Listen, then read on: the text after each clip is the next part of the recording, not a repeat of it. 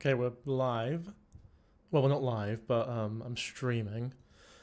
I'm about to go live, so anyone who's actually watching the stream after it's after it's uploaded, it's unlisted right now, so a little bit of exclusive content. This will be the first stream I think that's open to everyone that isn't a member as well. Okay, now we're public. Cool. Yeah. Wait, I think we're public. Hello, everyone. People joining or? Come on, I'm waiting for the names to start coming in here. Let's go, let's go, let's go. Where you all at? Yeah! How are y'all doing? Good to talk to you all, man. Been a while. I've missed you. Let's adjust the volume right away so that I don't get any comments about it throughout the stream.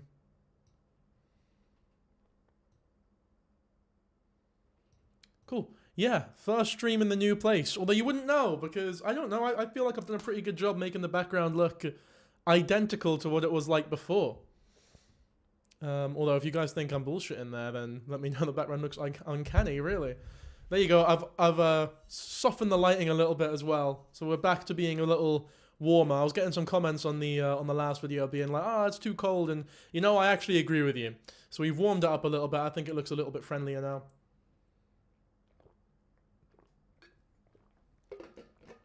You know what it is? I think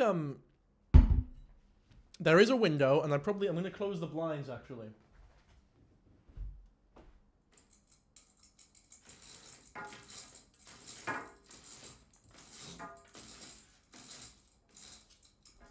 One second, fellas. I think that looks. What do we think? That any better? Oh yeah. That's what I'm talking about. Now I'm too warm.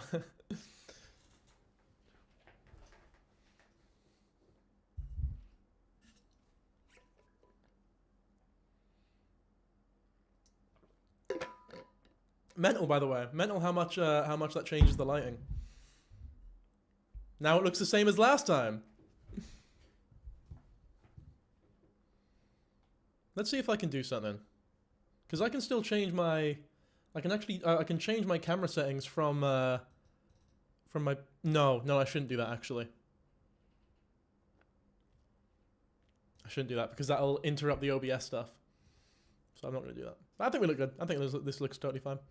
But membership, finally. Well, thank you for the membership. As you can see, we got these hot new member badges, and we got some hot new emotes as well. I have decided, by the way, from now, I think what we're going to do is the live streams will be public after they're finished. So whether you're a member or not, you will be able to view the entire live stream. However, at the end of every live stream, we will be doing a 10 to 20 minute segment where it's just members only sort of Q&A style shit. So if you're a member, you still get, there's still a reason to be a member. So it'll be like a, small, more intimate stream at the end where we can just sort of chill and do some Q&A stuff, which I feel like is a good shout. We need the poo in the background. You know what? I fucking agree with you. I think that would be a great idea. I'd love a Winnie the Pooh plush. All right, now let me actually get my earphones in so we can get started.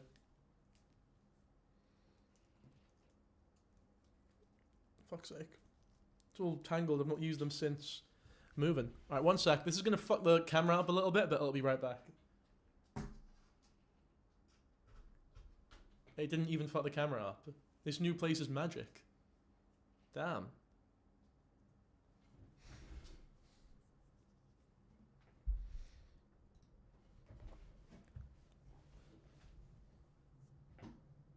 Yeah, it'll be broken up into segments on the other channel. I will say, yeah, so, But I might as well keep them public, just for the people who are interested.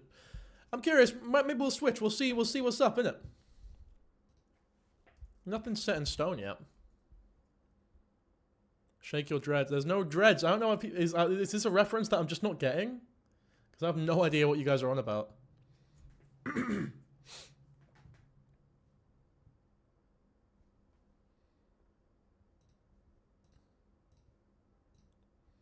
I'm ready to get started, I think.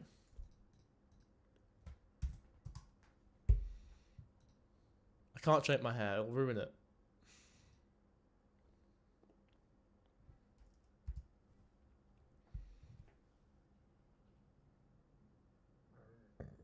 Pardon me. Okay. I reckon we just get started then. If you're down for that. So Jidion, ever since... Jidion, friend of the stream, he's been on multiple times now, has finally cut ties with Alex Rosen, which we've been waiting for this for genuinely years now, or whenever he started working with him in terms of pred catching, which I believe is for most of his pred catching career. We've discussed Alex Rosen at multiple points on this stream. I've never been able to talk to him directly about it. However, I would have done if he was still working with him and he was on stream again, because I think it's really interesting how clearly good-willed Jidion is, despite working with someone who, in my opinion, is very obviously a massive racist at the very least, or, you know, definitely had a very racist past, and even to this day is like an extreme MAGA Republican. Evil ginger MAGA guy, very big guy, who does the pred catches on his channel, Predator Poachers. He's the initial guy who got EDP, and was like trying to find every way possible to delay the release of the EDP catch so that he could monetize off of it as much as possible.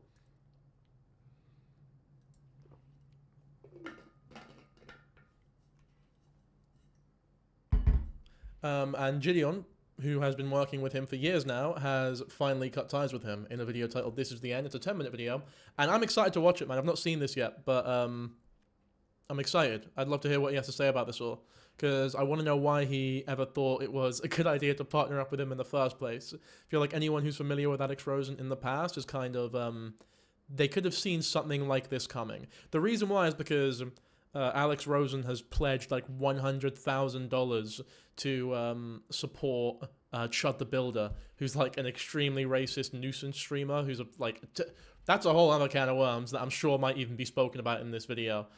Kai, can you stop spamming about the cats? Just awkward. We don't have them no more. Castaway, thank you so much, dude. That's very kind of you, man. Alright, anyway, let's have a look at this video. And you can't hear it. Okay, let me just sort that out very quickly. I'm taking accountability. I want to make a full-fledged video to let you guys know where I stand and what's going to be happening with the future of my pred catches and the future of my collaboration. So here it is. I will not be working with Alex Rosen henceforth. I will not be collaborating with him on any pred catches. I might have to run into him at, you know, different court events and stuff, because we have done a lot of pred catches. We have done a lot of great work together. So we will probably have to be attending some certain court hearings and things like that. But as far as new pred catches or anything like that, or him being on this channel, you guys will not see him on this channel anymore. So a lot of you might know the reason why, but also a lot of you might not be on the internet and might not know. So I'm gonna give you guys some background and give you guys some context. A couple weeks ago, there was a streamer named Chud the Builder. His whole platform was going around, going up to black people and antagonizing them, calling them the hard R, to quote, get them to chimp out and give a physical reaction to him so that way he could have a legal reason to shoot them. You following me to my truck now? I was gonna say I was gonna have a look at Chud the Builder, see if we could actually find an example of him doing this awful shit, but fortunately there are examples in this video itself, so we don't need to do that. We got 18 rounds for you. We ain't got nothing else. Don't follow me in my truck. I bet you won't follow me in my truck. Come on. Look at him. Ooga booga. Ooh ah ah. Ooh ah ah. Look at these chimping out. Here are some tweets that he was posting declaring that that is the reason why. Can show you what this tweet is. Series finale is dead chimp on the pavement and you monkeys rioting when I walk free. Stay tuned. Seems like a well-adjusted human being to me. He was doing that and how he would be set free when that happened. Well, sadly, it has happened. He has shot a black man doing that exact same thing, and he is not released. He is in jail. He is right now on a $1 million bond where he shot a black man outside of a courthouse doing that exact same thing. And also, not only that, but he shot himself, and bullets whizzed past innocent bystanders where it could have also struck somebody innocently just walking around. Now, you're probably wondering, what does this have to do with Alex? What? Again, just to be clear, I mean, he's about to explain it here. Alex Rosen pledged $100,000 in support of this Chud the Builder guy. What does this have to do with you not working with him anymore? Alex has made his decision. Alex was on Twitter talking about how he supports Chud the Builder, things of that nature. But then he did something even a step beyond. He went and donated $10,000 to Chud the Builder's bond so that he can be back free. Wait, can you guys not hear me? I'm getting so many things saying that I'm like muted, but I can see the green thing going up. You can hear me, right? Okay, cool. My bad. Sorry about that. So, as far as I'm aware as well, this is not the first time Alex Rosen expressed support for Chud the Builder and Jidion had to, I guess, condemn that behavior. And what worries me a little bit is whether or not... I don't know if the 100,000... To me, that seems like the straw that broke the camel's back, if that makes sense. Because the guy was vocally in support of Chud the Builder, just not monetarily, for a while before pledging the 100,000. And it seemed to me as though Jidion was very much in the, like, on the page of, I'll still work with him, but this isn't ideal. But it's the 100,000 that sort of changed that. When in my mind, I'm like... If he's actively supporting, even vocally, someone who is this clearly morally bankrupt, I feel as though that should be good enough reason to cut ties with them, definitely business-wise. Like, why would you ever want to associate yourself with someone who is doing something like that, or someone who is in support of something so terrible? On the street, and I just cannot tolerate that, and I do not respect that, and I don't think it is a clout alert thing. I don't think it is at all, because... It looked like 10,000, not 100,000. I think it's 100,000. I guess we'll have it, we'll get it verified here, but I'm pretty sure it was 100,000. But I don't know if it is clout chasing, because Jidion is a far more famous influencer or YouTuber or creator than Alex Rosen is. So I don't even think it's that. I don't even think it's to do with clout at all. To make a stand. Now, also, I want to take accountability. Now, a lot of people are calling me out saying, Jidion, you knew he was like this before you even met him, and you still decided to associate yourself with him. And I have to admit, I did. You know, I am the person to where I naively believe that people can be better. I'm the person who literally went to go meet up with the KKK because... Well, just for the record, people can be better, and people can improve, and people can be, like, I guess, redemption is a thing. Rehabilitation's a thing. Redemption's a bit of a bullshit word, but rehabilitation's a thing. For sure, people can change. It's just very obvious that Alex Rosen is not one of those people.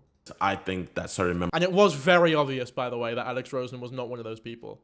Like, extremely obvious. Members in there can actually do better. And if you watch that video with me with Tom Bowie, you will see that I feel like I've actually made a change in that man's mindset and that man's heart, and I have actually softened him. And when it comes to Alex, at first, I did not want to work with him.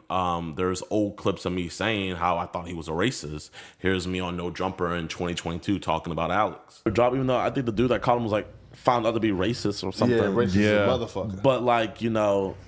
Then they deleted his channel too. Yeah, I'd rather, you know, I'm glad YouTube got to him too, but like, you know, I'd rather, but when I... That's a very tame clip of him talking about Alex Rosen in the past. I do remember at the time, though, he was talking about him in a much more fair fashion. Like, he was not light towards his criticism in regards to Alex at all. Like, I do remember this point, and he is right. He did know, and he was actively condemning Alex at the time. But then, I don't even think he did it for a bag. I genuinely don't. Because he doesn't need Alex Rosen. He doesn't. I genuinely believe that he did it because either he cares about the pred catch or he genuinely believed he could... He genuinely believed that Alex Rosen could, like, improve as a person. I honestly don't even think it was like a spineless money thing for him. I honestly don't. I mean, you can disagree with me, but... That's my opinion. Started doing pred catching fully in 2024. I wanted to take it more seriously. We were having issues where, you know, different DAs were dropping our cases, and I didn't want that to stand anymore. So I looked and scoured the internet, and I started watching Alex's videos. And I came to find out that he is the best out of all of us, and that still stands true today. I mean, this year alone in 2026, Alex has done over 100 pred catches, and out of those 100, he has over 70 of them arrested, which is some crazy numbers. And so I swallowed my pride and I hit him up in October of 2024 to collaborate so I could learn from him. And we collaborated, and before we even got there, I was on guard because obviously I had seen those clips before, but after hanging out with him, I came to the belief of, hey, man, maybe he's really not a racist person, and maybe him hanging around me could change him. And so for the last 2 years... Yeah, this was a very naive way of thinking. And I know it's easy for me to say that now. I'm sure he's aware of that. But I think Alex was clearly... Just because someone's a racist person, it doesn't mean that they're going to act in extreme disarray every time they're like 2 meters away from a person of color. It's not really how racism works unless you're like... I don't know, in the 1700s maybe. So yeah, that was never going to be the case. He very clearly was racist internally and just wasn't expressing that to Jidion directly. However, when you listen to the guy talk about anything that isn't pred catching for more than 2 minutes, and like the second you mention politics and you hear Alex Rosen say pretty much anything, it becomes glaringly obvious what his what his takes on race are and how racist he truly is. We've done some... Fuck, is it my Wi-Fi? Alright, we're gonna sit here and we're gonna wait. You guys can tell me when we're not lagging now. Oh, fuck's sake. Wait, you're not lagging. Alright, give me a sec. Is Dan Keyshaw Daily on Spotify actually you? Yeah, that's me. I'm gonna check the stream. I'm gonna check the stream on my end. And if you guys are lying, I'm never going to trust you ever again. On my fucking life. Never going to trust you. Actually, you. Give me, you know, what it really is. And they're like 2 meters. Yeah, there's no lag. Fuck you all! Pricks. Stupid motherfuckers. Some amazing work. We've gotten some disgusting people off the streets. Here's videos of that we've done. You know, this man right here was sentenced to 10 years. This man also was sentenced to 10 years. Some horrible, despicable people we got up off the streets. But the thing is, though, is the mission is the most important thing. I saw that we had a friendship, you know what I mean? Like, you know, not only did we have a common mission in hand, but we would laugh together. We would have fun catching these guys.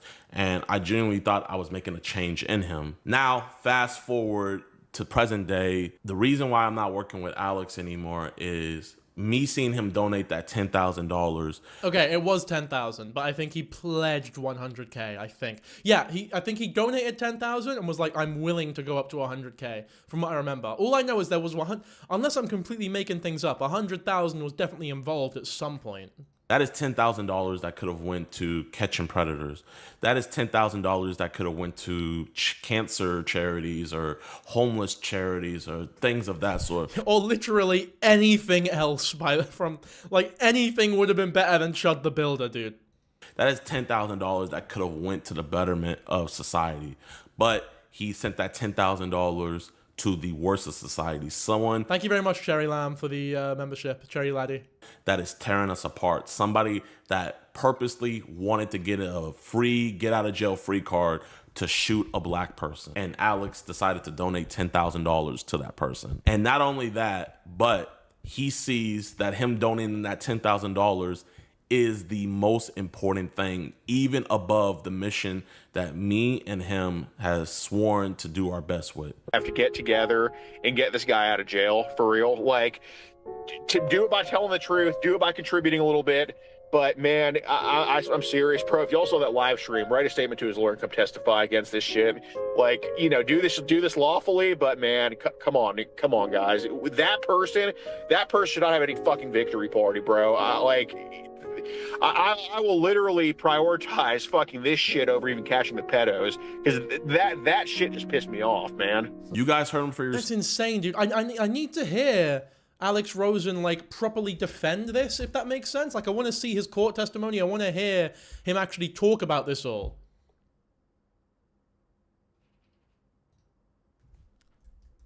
Alex Rosen on Chud.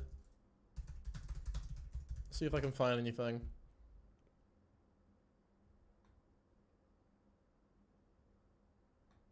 So we like. I don't know if I can find the... Thank you very much, MM Vanilla, for the gifted. Is this it? So I'm hoping to bond him out. I think this is it. You know, I myself am a free speech absolutist, and yeah, I just don't think he should be in jail right now. So you're going to turn this, you're going to free speech absolutist. It's not free speech, dude. You're shooting... he shot someone and then himself. He was looking for any excuse to shoot a black man. Fucking free speech. Where's the speech? I respect the hell out of Alex for this. Jesus Christ. You know, turn over X number of dollars to the circuit court clerk. I'm going to pay the bondsman. He intends to pay the bonding company. Right. $100,000. Yes, sir. All right. Anything else? No, sir. All right. You may step. And that's it. Fucking hell, what a loser. So if he thinks that, you know, supporting Chud the Builder, a racist man who was trying... Yeah, and for him to say, oh, my support for Chud the Builder takes precedence. It's like, that's paramount right now in my life over the catching the Preds thing. It goes to show where his bread is buttered mentally. Like, the guy doesn't actually give a fuck about catching predators. He cares about making money. But that was clear when it comes to EDP, though. Oh, let me see if I can find this OG EDP video. He wouldn't upload it until it received full advertisements, and it was delayed by like months. So even though he's the type of guy to say something along the lines of, "Oh, it's important to get these people exposed as soon as possible, so that they can prevent them from doing such things in the future, or so that people are aware of just how horrific these people are as predators." Thank you very much, Coley Wally, for the membership. That's not the case here, because he literally delayed the release of the EDP video for months because he wanted full advertisements on it. So he prioritized the money made from the video instead of actually preventing people from becoming potential victims of EDP, which EDP has had a history even after getting caught initially of preying on younger girls. And I think at the end of the video he uses it as like a way of selling T-shirts and stuff, like predator catching merchandise and something like that. Predator poachers, EDP. I'll see if I can find this.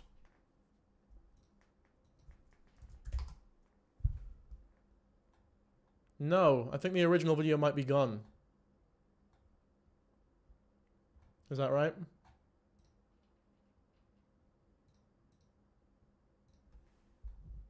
Yeah, I believe it is.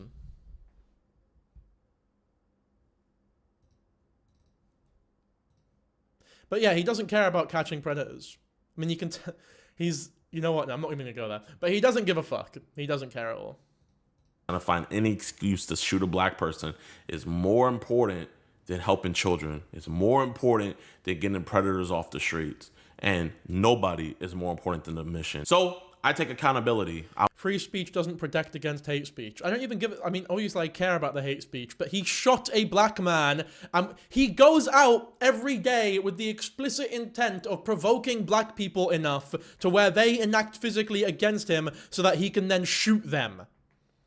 Even if it physically endangers, like, the lives of people around him as well. I was naive. I thought him hanging out with me would change his mind. I've told him time and time again, man, you aren't like this when you're with me. Stop saying this stuff on the internet, bro. Stop getting a rise out of people. Premeditated murder. Exactly. Yeah, kind of. That's like some first degree shit. It's not fun to make people angry. I even let him know a lot of you guys wanted to support him. A lot of you guys wanted to go follow him, but you saw his past and you saw the things that he was continuing to post and you just couldn't. And you know what? I want to make a stand that this is not okay, that this does not come before the mission. And if I were to continue working with Alex, all that would happen is nobody would be focusing about the predator that we caught. Nobody would be focusing about the child that we potentially saved. Everybody will be focusing about this distraction. This Chud the Builder thing will become more important than the mission. And that's not even why you should be cutting ties with with Alex Rosen, by the way. Like, I get it, and it is true. It is true that every single catch after this, if Alex Rosen doesn't improve or change or keeps acting in the way that he is, which he will never change. I don't think he ever will change, because if he would have, it would have been by now, after working with Jidion for however many years. And Jidion's like a very friendly, softball kind of person who isn't too confrontational from what I'm aware, or from my experience at least. Almost to an annoying extent, by the way. As much as I do, you know, as much as we've been very friendly. I think that being the first reason as to why you're cutting ties with him is also a bit of a problem. It should be because if you continue to work with him, it can very much be inferred that you endorse him as much as he is endorsing Chud the Builder. Like, you should not want to work with someone who is just okay with someone whose entire goal is to kill black people. I'm not putting words in his mouth, by the way. I'm sure that is why he's cutting ties with him. But this being like a reason, it is a reason for sure. Takes a lot of attention out of the predators and the young kids who need protection. But it shouldn't be the primary reason, in my opinion. That is what I'm most disheartened with Alex about. And I called him and told him this on the phone. You are tarnishing your name. You are tarnishing the good work you are doing in order to promote and support this slop. And if I continue working with Alex, I would be contributing to that. So yeah, I take accountability. I was naive. I thought I could change Alex's mind. I thought... Thank you very much, Retox, for the $2.99. Alex would come around and quote unquote see the light. Because, you know, I see his support base. I see most of the people he hangs around as minorities. But you know what? That doesn't help anything. If you're also doesn't matter. Like, what is this fucking I'm not racist, but I hang around minorities every now and then bullshit? Shut up. Continuing to do things like this, if you're saying that helping Chud the Builder is more important than helping children, then you think that is more important than the mission, and nothing is more important than this mission. And I will not have any distractions take away from this mission. So while hanging out with those kinds of people, it all shows how much Jidion doesn't even respect himself. I don't know. I don't necessarily blame you for thinking that. Like, I wouldn't think that's like an unreasonable, I don't think that's an unreasonable conclusion to come to. I definitely wouldn't hang around people like this and collaborate with them out of respect for, out of a respect for myself, for sure. So, yeah, I'm not about to psychoanalyze him and say that I agree with you, but I completely understand where you're coming from, for sure. Why wouldn't I? If Alex Rosen wanted to collaborate, no, I wouldn't do it because he's a piece of shit, and I wouldn't want to associate myself with him. I don't know if part of that, maybe subconsciously, is because I respect myself too much to do it. But even if I had no respect for myself, I just know it would be a horrible career move as well. Like, even if I was thinking financially. I don't think my audience would take very well to me collaborating with this guy. Rightfully so, by the way. I respect the work that Alex does, and I would always give 100% props to that. When you say that that is more important than this mission, that is when our paths have come to an impasse. That is when we have both went in different directions. He has drawn his line in the sand, and I draw mine. So this is my statement on this. I'm going to leave it at that. I will not be taking down any videos that I've done with him in the past, because all the videos I've done with him have been catching predators. And I am not going to just be deleting these predators off the existence. I don't think Jidion gives a fuck about Alex being racist until it started making him look bad. I disagree, because it always made him look bad. Him working with Alex Rosen has always been somewhat of a stain on Jidion's current pred-catching career. He's always been getting shit for it. It's just that now it's sort of expanded to an impossible to ignore level. But he's always been getting shit for it. I think Jidion genuinely just thinks Alex was a really good pred catcher. That's why he was so easy on him. I think that's definitely part of it. But I also, and Alex, from what it seems, from what Jidion's saying, seems to know exactly how to get the most convictions possible. And I guess if he cut ties with him, he's learnt all that information from him now. So if he keeps doing what he's doing without the obscene racism, then I guess maybe this could be I guess maybe it's a good thing. People still need to see their faces and hear the horrible things that they have done. But from now on, we will not be working together anymore. From now on, we will not be collaborating anymore. We will not be catching predators anymore. I do appreciate him teaching me how to do this the right way. I will take that knowledge and bring it forward and keep on doing this mission. I wish the best for him in regards to pred catching. And I hope he would just stop this nonsense, stop this madness, and get back to what's really important, because Chud the Builder is not important. Not far from it. It should be something that should be disavowed. What is important is protecting kids. And that's my last statement. Realistically, how hard would it have been to do the pred-catching thing without Alex? From what I understand, at the time Jidion collaborated with him, he hadn't been pred-catching for long enough to know all the tricks of the trade and actually get the convictions that he wanted to. And as someone who wanted to be taken seriously in the space, you obviously want to actually be getting convictions and not just, I mean, publicly slamming them is one thing, but it's obviously a lot better when they face legal repercussions for it all. Been on that. I saw some funny memes, I'm not gonna lie, definitely those memes have some validity to it, but I want here to make a stand, and yeah, so I don't want to have any more distractions. We'll be having 2 prey catches out for you guys this week. Without any further ado, you guys have a blessed rest of your day. Peace. Okay, I think that's a pretty base video. I don't necessarily disagree with anything that he said there. And I'm very glad that he is cutting ties with Alex. I'm looking forward to see what he does without him. And hopefully he still gets all of the convictions that he needs to. You should watch the old video of Papa Got questioning Alex Rosen. Alex is insane.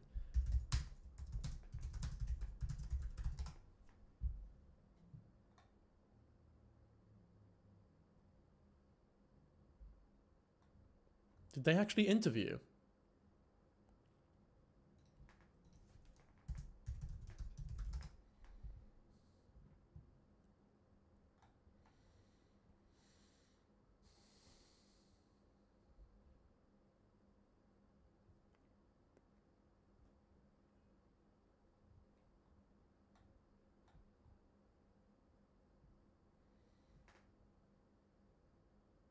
Oh, it's not an interview, it's Alex Rosen crashing out.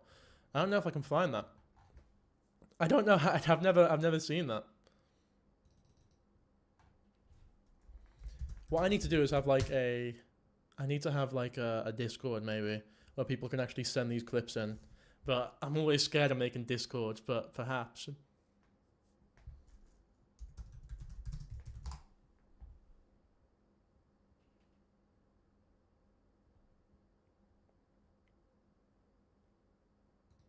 Related. So I know about this video.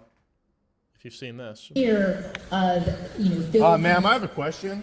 So Pfizer has the biggest criminal fine in history. So how is it anti-science to not trust them? If they're on record bribing physicians and fudging with test results, $2.3 billion fine. So how is it anti-science to simply question them? Can you explain that, please? So I appreciate your comment. I'd like to finish my presentation, and you can hold your questions. I mean, it's not going to be answered. I have 4 questions. Hey, I have 4 questions that didn't get answered. What the hell? What are you doing? No, please. Oh my God. Your ring just rolled. So that's the kind of thing that Alex Rosen was famous for before working for Jidion, was very anti-vax stuff, I guess. Which in my mind is just incredibly low IQ bullshit.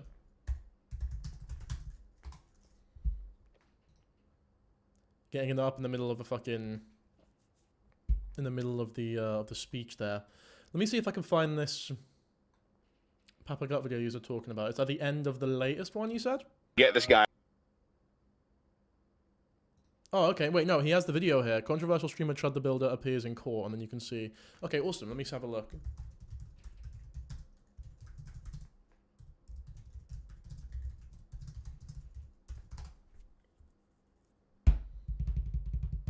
Oh my god, that poor man was so aggressive. No, I mean, that guy shouldn't have got up and like, started strangling him. Yeah, he should not have put his hands on Alex. Definitely not.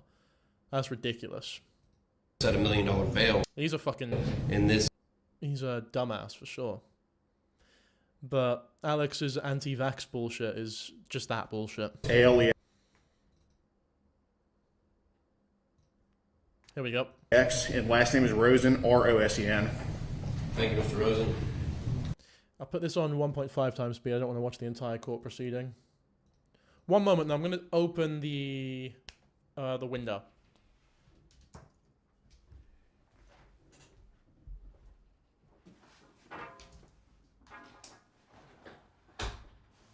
It's fucking boiling in here, man. All the lights really up the temperature. Why does he look like a baby? Well, if you think he looks like a baby, just you wait for one of the next videos that we're gonna have a look at on this stream. Sure. Actually, there's a couple of stacks of documents. I think something needs to be on the record. Yes, sir. I noticed your t-shirt. Yes, sir. You go to school there? No, sir. I travel the country for work, so I just accumulate college t-shirts. But You are right though. Somehow he looks like 6 months old and also 60 years old at the same time. It is odd. I'm not college educated. That's my alma mater. Nice. Just want everybody to go on the front end. That's where I went to college, Stanford University, Wild, Alabama. I say all the time. So what we do for work is we have a group, we catch online child... Oh, okay, sorry. We have a group, we catch online child predators across the country called Predator Poachers, and I'm from Houston, Texas, but we've been to all 50 states. We've helped get arrests pretty close to here, like in Rutherford County and Cheatham County, I think is how you say, so we've been literally all over the place. And yeah, so I've been doing this for 7 years, since I was 19 years old. I'm 26 years old now, and I employ 20 people. And we do post our interactions online. It's similar to Chris Hansen's To Catch a Predator, and obviously what you post online will get pretty censored a lot of the time. So we have a website called locals.com where you can post basically the uncensored interactions where you don't have to bleep out choice words or graphic things that the predators might have said to the assumed child. So on Locals, people sign up, they pay a small subscription fee every month, and we have about 17,000 give or take paying members on there right now, paying anywhere from $5 to $10 a month. So I'll have a look at that Papa Got video later, don't worry. Obviously over the years that's accumulated, and we've certainly been blessed with... Wait, he's 26! Fuck off! Sorry, I really shouldn't. That's genuine. It's rude of me to react like that. But that's crazy. I need to verify that. Oh my god, he is 25 or 26. He was born in 2000. I was born in 2003.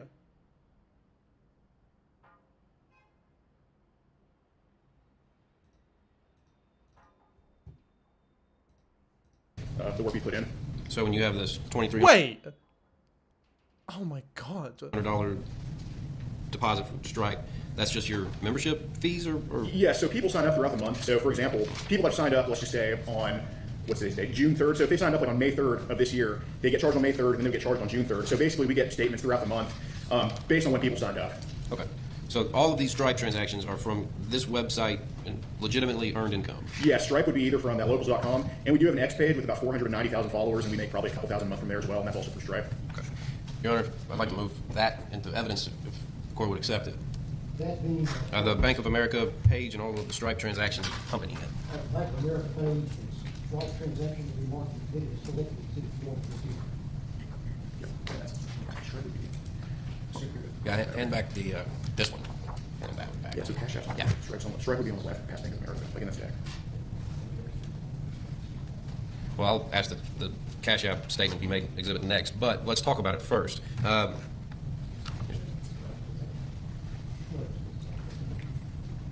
Ms. Lowe's, you ready? Okay. So you also have a Cash App, bunch of pages, like some 30 pages or something to that effect. Yes.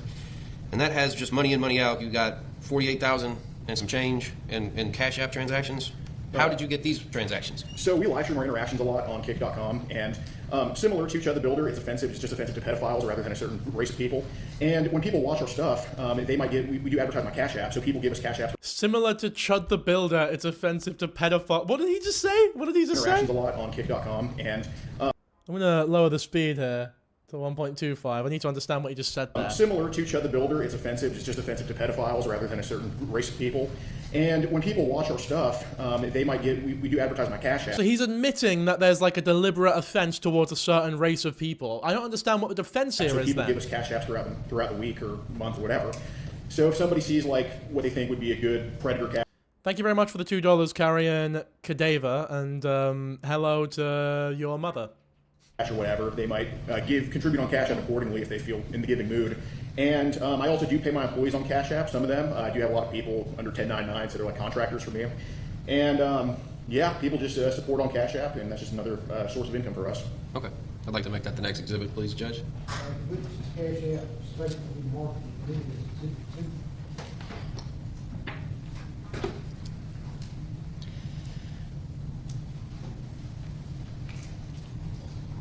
All of this income you earn legitimately and you pay taxes on it. Yes. Pass the witness. Mr. Rosen? Yes, sir. If I can hold up, this says Business Advantage. I think you've identified this Right. as your savings account. Yeah, so basically it's a preferred savings account. So essentially, because of a certain amount of money I had in there, I think it's over 100K. People give So I'm going to skip the boring sort of bank statement stuff. Yeah, we set up meetings, or they set up the meetings, and very often they show up at a location, and we interview them on camera in hopes to get more evidence, and then we call the cops. And in the past 2 days, I want to hear him talk about Chud the Builder, though. Is it here? Anticipate the bonding company. Right. 100,000. Yes, sir. 100,000. No, sir. Turn over. And yeah, I just don't think he should. Here we go. So I'm hoping to bond him out. You know, I myself am a free speech absolutist, and yeah, I just don't think he should be in jail right now. So you're gonna turn this, you're gonna write a check. I mean, it is horribly convincing, isn't it? Have money, not a check. You're gonna turn over X number of dollars to a certain court. I'm going to pay the bondsman. He anticipated the bonding company. Right. 100,000. Yes, sir. But why, though? Why? What is that statement? The whole fucking court is just him talking about his bank statements, and then he gets one wee sentence about, oh, Chud the Builder, he shouldn't be in jail. Why? Because of free speech, I guess. What do you mean? Give me some substance here. I want to be satiated a little bit. Alex Rosen defends Chud the Builder. Is there, like, any video of him saying anything meaningful about this guy? This is why nothing's been done about that list of island predators, by the way. Have to get together. And we got him saying that he's gonna, like, prioritize the pred catching.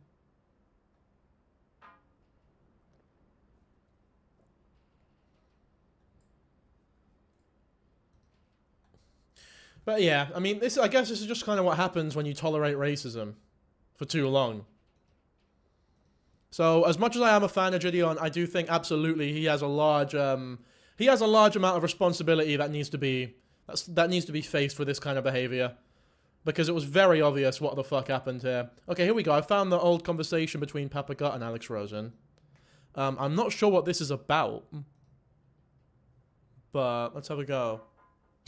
Listen, I don't really know what else there is to say.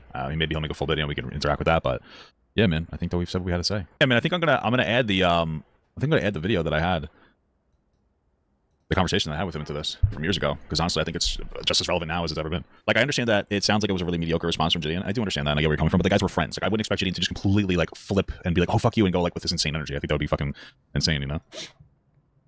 This guy's going crazy. Yeah, I think it would be better, though, for Jidion to make it clear exactly how unacceptable this kind of behavior is though, and also how expected it is. He did take decent accountability. He did take accountability for sure, and he definitely seems to understand that a lot of the fault can be placed on his hands, because, you know, it was very obvious to everyone else how racist he still was. You know what? I'll see if I can find this. There was a documentary released recently by a UK guy about these pred catchers. And Alex Rosen's segment, I did see your message, Carrier, and I said hello to your mum. It was a Vice documentary. Here it was. And Alex Rosen does get a portion in this video. This could be a good video to watch on stream, actually. But I want to get to Alex Rosen's bit. Prove about you. Name one thing. The attention of rival hunters. We need 1.5. Oh, you said another one. My bad. Oh, my mum said poor guy, bad genetics, bad chud. Nice. Thank you very much for the £2, Saturn in the universe. I prioritize your message because £2 is more than $2. Pull straight ahead. I could just like Alex Rosen, who heads up the Houston-based organization called Okay, again, a little too quick. Approaches. Hey, oh, look at this, by the way. I mug him. 492 viewers. We got 800 on this stream. He cares about Epstein and Epstein's Island when it's Democrat involved. But all of a sudden now he's the biggest fucking Trump supporter on the planet. Again, let's not act as though he gives a fuck about pedophiles or anything along those lines. Thank you very much, Serpent Juice, for the $20. That's super cool of you. No, wait, hang on. £20. No, $20. Okay, not quite £20, but thank you. All right. The stream is getting warnings, so we're not going to watch the whole thing. Oh, we're not going to watch many of these, like, long-ass clips. I want to get to some of the racist stuff. I know, no, you know what, I can't... You know what it is? I'll just recommend you watch this video. It's called... It's a Vice video investigating America's child predator hunters. You should go watch this video. because I don't want to get this stream taken down at all. But it's a good video, and it does show a lot of the old Alex Rosen stuff. And also just the current stuff, like when he's talking to these people about the pred catches, it's very obvious that he doesn't actually give a fuck about the catches themselves. Maybe I could show it, but just the audio. That could be a good sort of workaround. Give me a sec. Let me try that. Doing this, Yeah. it's the funnest thing in the world. I think we're ready to go. Yeah, I hate paying taxes. I've always wanted to be that person catching the bad guys. Yeah. 4 states from Colorado. Okay. To be fair, his clear disdain for black people, it might make him a decent cop.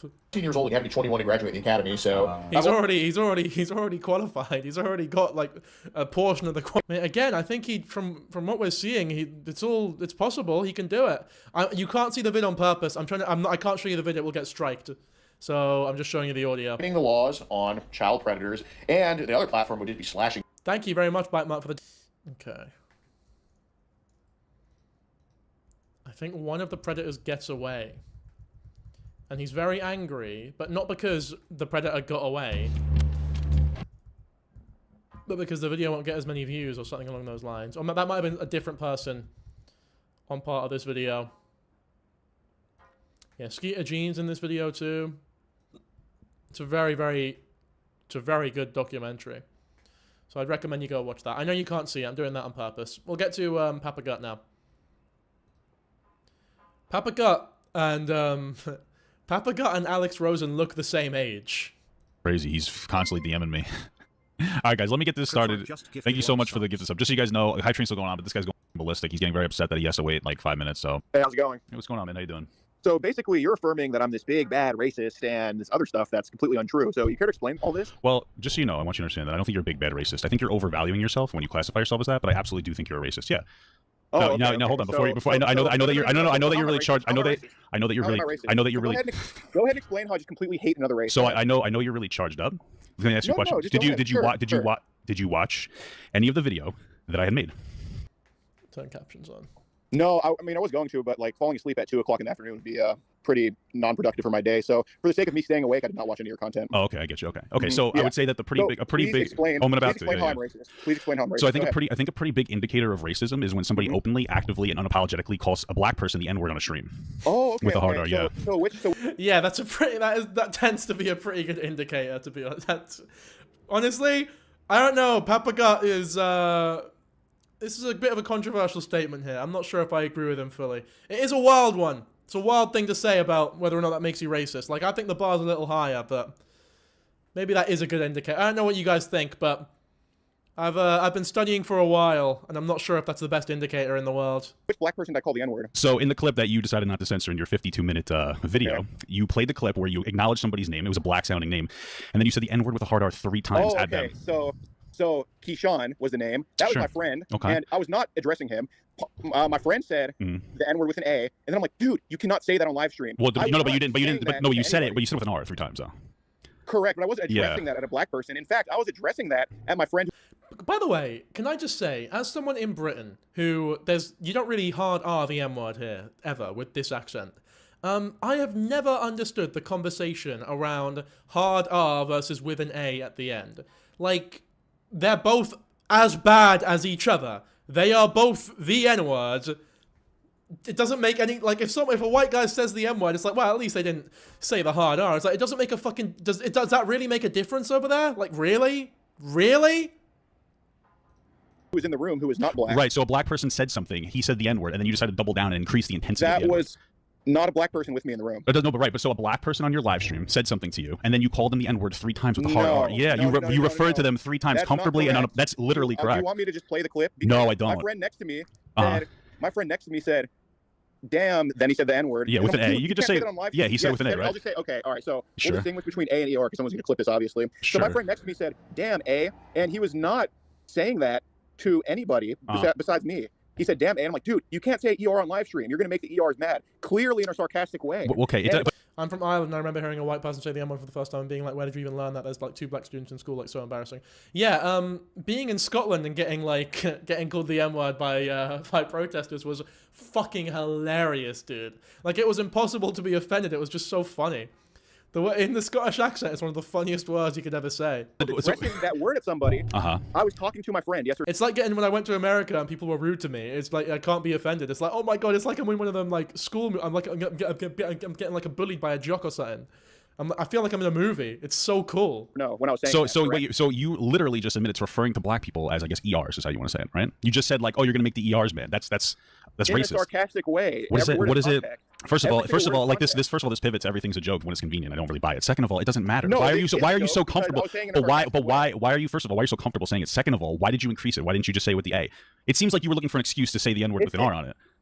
It was being sarcastic. It's What was the shock value? I don't know. Okay, no, it's fine if you don't care, but it doesn't mean that you're not racist. No, you're lying. You're lying your fucking ass off, because at first you're like, you called a black person that, then you said, well, it was your friend, but you. Well, I never said any of that. That's the narrative that you put. Like, I just want you to know that the gaslight's not going to work. You literally referred to a black person as an. Why do you care so much?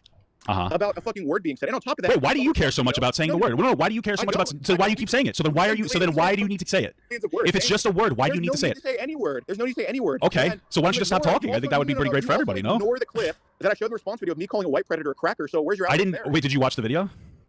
You skimmed over that part. No, I didn't. Cracker is not even a real, like, it's not a real fucking slur, dude. I guess whatever. Maybe it kind of is. Well, slurs are slow. I mean, they're social constructs at the end of the day for sure. But like, I find it difficult to take it seriously when people equate the usage of the word cracker to the usage of the M word. No, I didn't know. Stop, because you're lying. No, we're not going to move off this point. We're not moving off this point. We're not moving off this point until we get through it. No, we didn't. No, I'm going to address the point.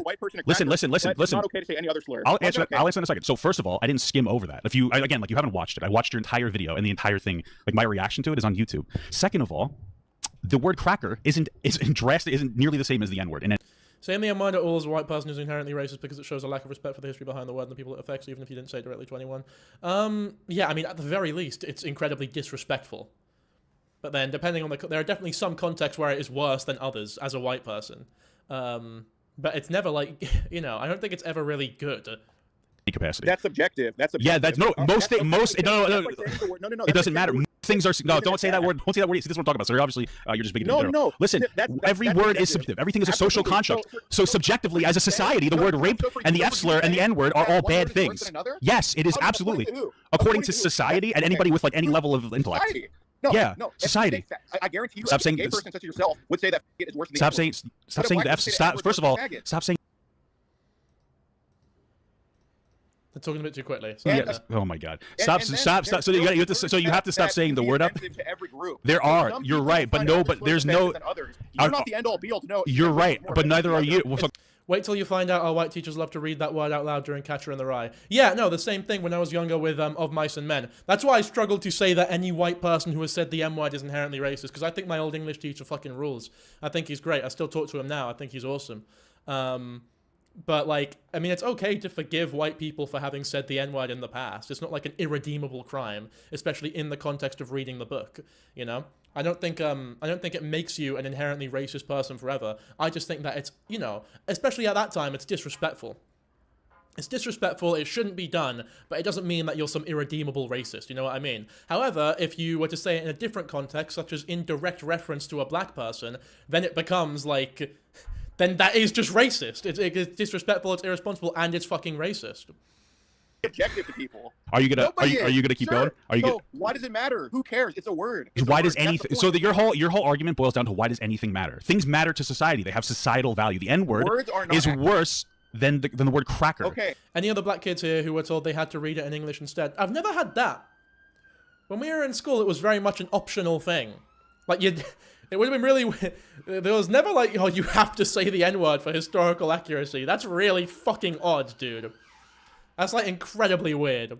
So I don't know. It's like having a conversation with a 4-year-old that's never walked outside. Yeah, Havergot's completely right here. It's just very low IQ, like lack of critical thinking skills to say, all words are created equal. They all mean the exact same thing. It's like words are very different, and the severity of words are very different. Like in different contexts, words can be potentially life ruining.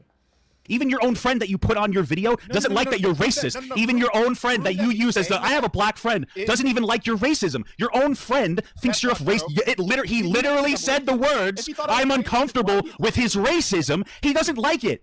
He doesn't like it. Even your own friend that called himself a coon doesn't like your racism. He said that people invalidate his blackness for being your friend. That's how fucking racist. Yes, he said that. I know that you're not. I know you're not intelligent enough. I know that you're not intelligent enough to understand these things. But your own you can see this is an older video because Papa Gut is using the word coon as well. Friend doesn't like your racism. The one you use, the only black person willing to go into your video, said it's very uncomfortable when he uses the racial jokes. I'm not sure if that's something he still does. I'd imagine no, but he's a good guy. Now, but again, I don't think Papa Gut's racist. I think it's incredibly context dependent. I think it's a disrespectful word to use for sure. Literally says those. Why is he cooking your muscles for being That's not Papa Gut being racist. That's Papa Gut being disrespectful and irresponsible with his usage of a word that he shouldn't be using. I'm not asking you a question. I know you're too fucking stupid to understand it, but this is an objective fact that that's what he said. That's what he said objectively. But not okay. It's not okay for anybody to use any slur. It's not okay for anybody. It's not okay for anybody to use any slur. It's not okay for anybody to use any slur. It's not. It's not okay. What are you talking? Who said it's okay? Who said it's ever okay that anybody ever?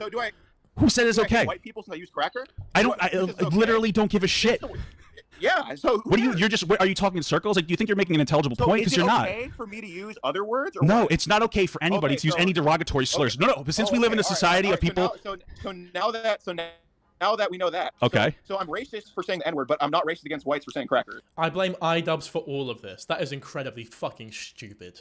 That's what you're saying. What the fuck are you talking about? You unapologetically uncomfortable. That is the most that is one of the most reductionist. That is the most reductionist arguments I think I've ever heard. Please say the N-word with a hard R at a black person. You refer to black people as the N-word with a hard R.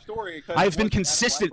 Yeah, it was. You literally said the N-words are going to get offended. You're referring. Thank you so much for the $10. Jesus, gloom and glitter. I know you're not being serious. Well, I didn't know that actually, but thanks for clarifying. To black people as the N-word with a hard R. But if I refer to white people as crackers, do I hate white people? I don't give a shit. The word cracker has no value. The word cracker is for white people who are really sensitive about racism and are completely uneducated on racism to say as like, oh, I'm the victim. You're not the victim for being called. Yeah, he's bang on. Cracker is just nowadays used as some sort of it's just used as an excuse for white people to feel oppressed or like excuse their usage of the M-word. Like, oh, no one cares if someone says cracker. No, nobody's a victim for hearing a word. Nobody's. The words have different words. That's great, but words have different loading. I really don't care. So that's fine if you don't care, but you're still a racist. So which race do I hate? I miss your cat, Stanky. Okay, well, sorry for your loss, I guess. I don't know if you hate a race, but the fact that you're so comfortable saying the N-word with a hard R is racist. So okay, so no. That was really snarky. Sorry about that. I'm sure you're a great person. Saying the word means you don't. No. Saying the word means you don't care about antagonizing black people. You could simply not say it. Antagonizing anybody. You absolutely, you absolutely are. You literally referred to black people as the N-word with hard R. You know that's a racial slur, and you know it's incredibly loaded. Racial slur in a joking context. It doesn't matter if it's even a joke. There's no. What was the hook of that joke? Like, explain the joke. Why was it funny to just say, yeah, black people are N-words? What was so funny about? Why was that so funny? The whole thing is irony because. What's so ironic about it? Like, dude, you can't say that. How is that ironic? So the butt of the joke is your friend said the N-word with an A, and then you upgraded it to an R, and you refer to black people. Like, if you just don't think it's funny, then no, I know it's not funny. It's not funny, but it's also racist. It's just okay. So am I a racist now? For saying, like, yes. Thank you. Get a Maine Coon cat. Whoa. Well, I hope you're black, that one, Pyro, because we just had a chat about this. Be careful. I've already got a Maine Coon. He's my guy. He's called Gabriel. I don't know how many times you're gonna say. Expire. So that clip. When you stop saying racist things. So I'm racist for the rest of my life. What if I gave New Orleans $50 million? Am I still racist? Like, what do I have to do to be not racist now at this point? Like, I know that. So, apparently, letting a black man stay in my home for free. Right. This is listen. So. Shut up, dude. I fucking hate this. I've done one good thing to a black person. I've done a few good things. I have like black. It's just it's like the most obvious black friend. I have a black friend. I'm not racist type shit ever. I know that this is. I need you to understand that there's a concept. Are you gonna let me speak, or are you just? If you're just talking to talk, you can talk to yourself. Are you gonna let me speak? To be fair, Papa Gut has spoken over him a lot, which I'm not complaining about. But are you gonna let me finish the point, or are you just gonna keep going? Let me make a point. I just want to know. I'm going to answer it. I know you like your own voice, but let me answer your question. Using that word. Let me. Is someone just permanently racist for ever using that word? Like, I guess. So are you gonna answer this question? Yes, I know the black guy that said that he hates your racism. It's great that you keep bringing him up. You want me to answer your question, or do you want to talk to yourself? I know you like your own voice, but doing a good thing doesn't make you not. Yeah, of course, doing a good thing doesn't make you not racist. I'm sure there are plenty of racist people out there who have done good things before. personally don't. So let me answer. So let me answer your question. Do you want me to answer your question? If you say a word, is that just like end all? Are you gonna let me answer? Are you just gonna keep? You're just gonna keep talking? Is he still anti-vax? Yeah, probably, absolutely. I mean, I like. He doesn't seem to be a person who is capable of growing and developing and introspection, if that makes sense. He doesn't think critically about any of the fucking topics he talks about. Fucking okay. So I'm gonna answer. He's like permanently stuck in iDubbbz land, but like, you know, I guess quote unquote prime iDubbbz land. Question. Thank you. I appreciate that. So the way things work is you could have said something bad in the past, and if somebody says, hey, this was bad, how do you feel about it? If you say, oh, it's fine, that means you agree with that point. So, yeah, you're still racist until you acknowledge that you shouldn't have said it in the past and say, oh, sorry, guys. It's really not even a hard thing. Yeah, absolutely. If you do something that is worth apologizing for, that it doesn't. So just because you don't apologize for something, it doesn't necessarily mean that you don't regret it. However, if it's something that is on the level of like blatant racism, or calling Black Lives Matter charities and just yelling the M-word at them, or donating like 100 grand to Chud the Builder, or maybe like a weird political opinion like being pro-Israel, for example, if you don't make a direct statement about that like later on in your career, that's not one of the things that can be sort of brushed off as, oh, well, they're not apologizing for it, but we can assume that maybe they've grown and learned from it. That is the sort of thing where you like directly have to address it and go, my opinion has changed since then, if that makes sense. Also, yeah, there's ambulances and stuff outside, but my window's open because it gets really hot in here. To say sorry. Okay. There's always an ambulance outside. Fucking London, dude. No, I'm a racist because I'm not apologizing. That's what makes me racist. No, you're racist because you think it's okay. I don't understand. It's because I don't bow down to people like you. Bow down to what? How? Why does it mean so much to you to say the N-word? Like, why is that so important to you? Why is it so important to you that I said it? Like, because it's a racial slur. No, but you're living and dying. No. So I need you to understand. You're living and dying on this word. You would rather fight. No. I'm gonna make it about. I'm gonna tell you. No. Shush. Go ahead. Go ahead. You are, but go ahead. I'm not living and dying on this word. You are literally killing yourself on this word. That's the issue. It is the whole cancel culture, the whole leftist outrage. You're not part of cancel culture. Somebody has. You're not part of. No, you're not part of defending the N-word. Isn't part of cancel culture. Apologize for offending us. No, there's a difference. That's not apologize for offending somebody. No, being offended. I know this is a while away. Sorry for the. I know that you. Okay, that's bad. I know this is a while ago, so it's like very pointless criticizing him for his interviewing style. But I would love for him to let Alex Rosen actually talk himself into this corner that he is about to talk himself into. I know that you. So I need you to understand. No, someone has to stand up to people like you. What is people? Explain. You have virtue signal. To be outraged at a word that from someone you don't even know. You really don't know who I am. That's the funny part, is you don't even know who I am. Like you, and I'm going to be the one to do it. Absolutely. So you think that standing up to me that's gonna win you the cancel culture argument? Me, of all people. Somebody has to put their foot in the ground. It's funny because you really don't know who I am. Someone has to what? Put their foot in the ground and make it obvious that white people saying the N-word in any context is okay? Like, what exactly is the point being proven here? Okay, so there's a difference between like shifting goalposts on what is and isn't acceptable to say, which are generally in the middle and debatable, and literally just saying the N-word with a hard R. There's not like a single person who would defend you. There's like nobody would ever defend what you're saying. Okay, so like we had this conversation. Yeah, for the record, I want to say this, by the way. Most racist people would not defend Alex Rosen for this behavior. I genuinely believe that the majority of racist white people don't even use the N-word. Most racist white people have elements of racism that are far more subtle and like more difficult to spot, or maybe not as directly harmful as just blatant usage of the N-word, if that makes sense. So I genuinely believe that most racist people even wouldn't defend. They would look at this guy and go, that's too far. Like, chill the fuck out. You haven't been to the South unless you're in the country like I am. Well, most racist people I know don't actually use the N-word. Not that I'm like close friends with many racist people, but whenever I meet someone who I recognize to be racist, it's not like I ever hear the M-word come out of their mouth. Maybe it's different because they're around me. Although also, like, I feel like if I'm around them, that maybe up the chances if they're like mega racist, but I'm not in South America, so or South USA rather. This conversation like quite a while ago, like where nobody's defending the N-word. Oh, in Florida, I got called it by some Mexican gentleman. So saying that word in any context just horrible then, or is it just in a certain context? With the R, always horrible. Yeah, always. So even if you tell someone don't ever say ER, then you're is that what you said? Is that what you had said in your video? I did say. So you don't say that on stream, but I was being you're sarcastic, right? Yeah, right. Because you just wanted an excuse to say the N-word. I don't understand. Like, what is your defensible point here? Sorry to hear that. Oh my, I don't give a fuck. It's fine. So if you admit that I'm being sarcastic, then where's it was funny. It was funny. They were playing football and they kicked the ball out of the fence and I kicked the ball back to them and they were like, "Oh, thank you," and just sort of said it. Seriousness behind it. What are you talking about? Why? I'm parroting. They were very friendly. I just wasn't expecting it. I'm literally parroting you. Is being sarcastic serious or joking? Which one? So I'm gonna move. It's literally racist regardless. Serious or joking? I don't know why you're avoiding the question. What? Pretend the question's a cheeseburger so you can eat it up. Is being sarcastic serious or joking? Go ahead. Wait. Okay, so is sarcasm a joke? Yes, sarcasm can be a joke. Okay, so you admit I was joking. So it doesn't just because something's a joke. Best streamer to watch while studying. Thank you. So random question: what's your favorite type of cheese?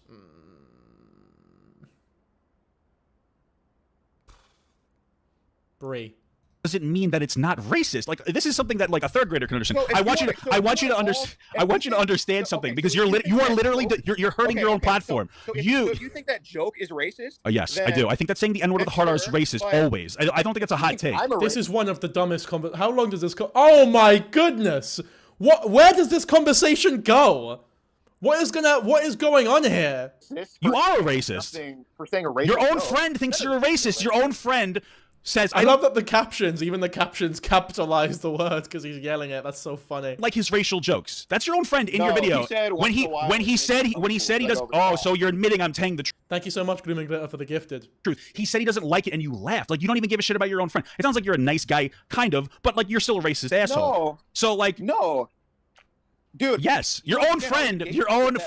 I'm not a gatekeeper. I just have like you just didn't understand. Come on and be honest is fine. If you're uncomfortable with the shit I say, I go very overboard. So why don't you stop saying it at least around him? Not just so why don't you stop saying it? I joke about anything. Right, but he said he doesn't like the racial jokes. So why doesn't stop saying it around him because he doesn't have respect for him. Even though his friend directly is saying like I don't like it when you use the M word, he doesn't give a fuck. He does not care about his friend. Maybe honestly, that could be the reason why, even though I know racist people, they don't use the N-word around me. Because even though they're racist, they still have, like, some modicum of respect for me as a person, and they know that I won't appreciate the usage of that word, so they'll only ever use it when, like, I'm not around. Because even though they're racist, it doesn't mean that it's, like, impossible for them to have respect for someone who is black. This combo goes nowhere, you can clock out whenever you want, Loki. Alright, I'll skip ahead to some of the most replayed moments. Black person into his home for free. And do you think that there is like a level of racism? Do you think all racism is the same? No. Okay, so then yes, you're still racist. Because you're being antagonistic, and I'm like, if saying the N-word in any context makes you racist, what makes you not racist? I think not saying the N-word. I don't know what was that question, dude. Because that implies that just every single person is relentlessly using the N-word constantly. Was that like what question was that? Don't say the N-word. So yeah, I get it. You have black friends. Why don't you let a black person stay at your place for free for a month? You're racist for not doing that. There's different levels of it. I mean, sure. Yeah, you know what? Sure, I'm a racist for not letting black people say it. I don't care, but it makes you're still a racist. Jesus fucking Christ, dude. Okay, yeah, there's no point listening to this whole convo if this is the level we're on. It's not Papa Gut's fault, of course, but. So you got canceled. I report on it as well. I'm certainly not the most popular person. I don't care about the whole. See, I don't really care what these people I don't even know who I am anyway think of me. Okay, so then why are you? I was gonna say he does because he wouldn't be on the stream shouting at Papa. They're having like this whole screaming match, and he's acting like a child. He clearly does care. Here right now, defending yourself. Don't worry, guys. We're skipping to the most popular, the most replayed moments. Not long left. So you got so offended because like you heard that I was virtue signaling. What lie did I spread? What lie did I spread? It's the whole culture. Wait, what does virtue signaling mean? What is it? What can you just? My high school. No, I didn't. So what's your? You show the demographics of Houston, and we're like, oh, he's lying, guys. Well, no. So what happened? First of all, this point is completely irrelevant. You're such an untrustworthy person that I fact checked at everything that you said because you're just a really dumb person. So what makes your demographic? What makes me untrustworthy? How so? Okay, I think we're done now. You botched it with the way that you went about it. The way you went about it, and this all like just racism and like really weird pedophilic jokes associated with your platform. So something from 2 years ago has to do with the EDP catch. Oh, this is during the EDP catch. Okay, I'm actually interested in this bit. I hope you don't mind. I'm going to pay a little extra attention to this part here. And listen to it and go back. We diminish. There's videos where we make more jokes on the EDP shit, and those people are currently in jail. That's why he's so confident in this video, though. Because he's getting a lot of street cred from people who are, like, bigging him up for the EDP catch. So now he feels as though he's, like, actually got a leg to stand on. Jail. Yeah, so, that's in great. What way was it diminished? And so he literally, I spent like 4 times. Hey Danky, first time catching your stream. I hope you're doing well. And this entire Discord seems insane. Makes me feel like I'm too chronically online. Thank you very much, literally, Kylo Ren, for the €5. It was diminished because you reduced the social impact. People tuned out on this situation. That's how it was diminished. Social impact? Yes. So the social impact of EDP yes. having his Facebook taken down, his YouTube's gone. Yeah, and he's not arrested. Gone from everywhere. What social impact got diminished? Social impact, but like, there's no social pressure for this police department to do a goddamn thing. Like, this is whole thing. It's social impact of the catch led to him staying in his home scared shitless. Again, the social impact. Yeah. So again, like the getting arrested. That's it. If he gets arrested, and there's no social, and nobody, but no, people tuned out because you diminished it. You made it look like a meme. People thought it wasn't real. Like, you botched it. You botched it with the way that you went about it. The way you went about it, the way that you... He's absolutely right here, by the way. He was making, like, shitty stand-up comedy. Like, he was doing, like, he was basically performing really shitty stand-up in front of someone scared of his life. Scared for his life, rather. You went about it, and there's, like, all, like, just racism and, like, really weird pedophilic jokes associated with your platform. EDP. So something from 2 years ago has to do with EDP catch? Like, yes, when people look at it and like you're unapologetically racist and you make like really weird pedophilic jokes, like, yeah, people are like, yeah, I probably don't like that. And people look at you, apparently you don't, because what you need to understand is that by having the way that you orchestrate yourself is reducing your ability to have an impact. That's the whole point. That's just what I mean, he's absolutely right. It's like if Billie Eilish, for example, when she rose to fame, old videos of her, like, 2 years ago resurfaced of her, like, calling LGBTQ people the F-slur and talking about how much she hates them all and being, like, incredibly homophobic, and then she just refused to ever apologize for it. That absolutely reduces the impact that she could be making towards that community that a large portion of her fan base absolutely is a part of. I've already made these points. Like, at this point, you're just dancing around. You're just looking for a hole. Because we get them arrested more than any other group, so what impact will diminish?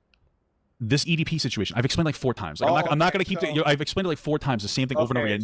I know that. Listen, do you think he's still being investigated? I have no idea. What I do know is that the way that you carried the situation out was absolutely pathetic. You have like your whole platform. His intentions 44 times. Your entire situation, like your entire platform, for whatever reason, you're so adamant on being like racist and making like really weird, insensitive jokes, pedophilic jokes. It's bizarre. It's really bizarre. Yeah, you are. So at the end of the day, I appreciate you stopping by. You take care. All right. That went about as well as expected. I think Billie fans are justifying her not apologizing because she got... No, hang on. Billie Eilish didn't actually do that, Charlotte. I was saying an example. There's no video of Billie Eilish using the F-slur or, like, being homophobic directly. It's not a real thing. I was just saying that was a joke. That was an example that I just came up with. It's not a real story. In regards to this situation, I think we're finished. I don't want to watch this whole video. It's mind-numbing. Isn't Billie Eilish racist as well as telling people who aren't vegan to kill themselves? No, I don't think either of those things are true. Jaded animation. I'm not spreading misinformation. It was very obvious that I was making an example. I'll be right back. I think that, like, that's pretty much all there is to it. I'm very glad that Jidion has cut ties with Alex Rosen, and he seems to have been a massive prick from pretty much the day that he was able to say his first words all the way up to now. I'm off for a piss, though. I'll be right back, yeah? We'll talk about Obsession next. Let me mute myself. I don't know how good the sound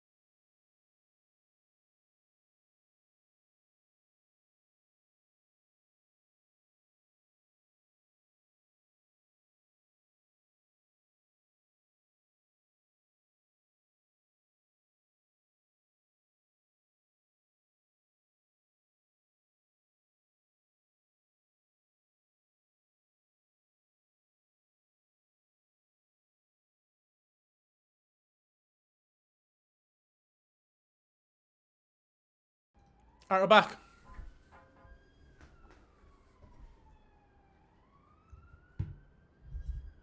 Now we'll do it, man.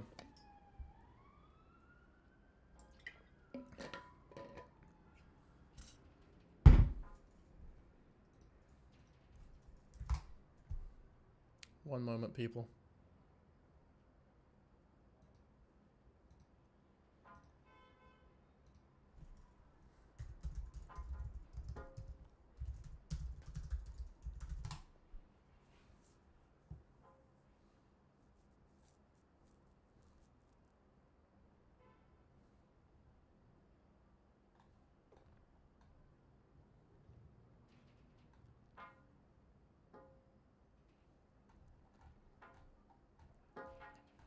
Alright. Let's maybe have a chat about Obsession. Which I know I'm way too late to, by the way.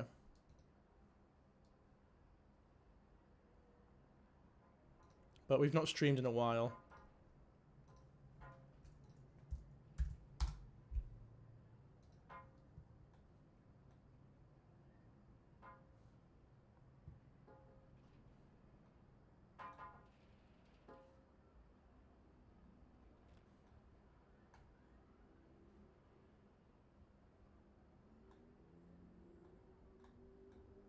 One moment, though.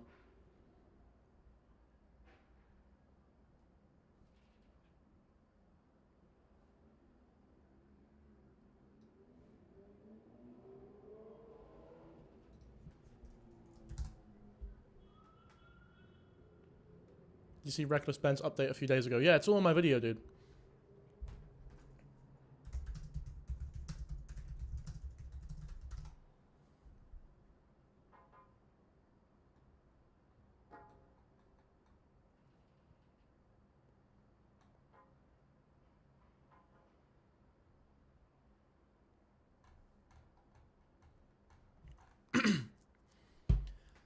I'd like to actually, if I can find some videos talking about it, that'd be great. Because there's been a lot of discussion surrounding this movie and, like, the ethics of it. But aye.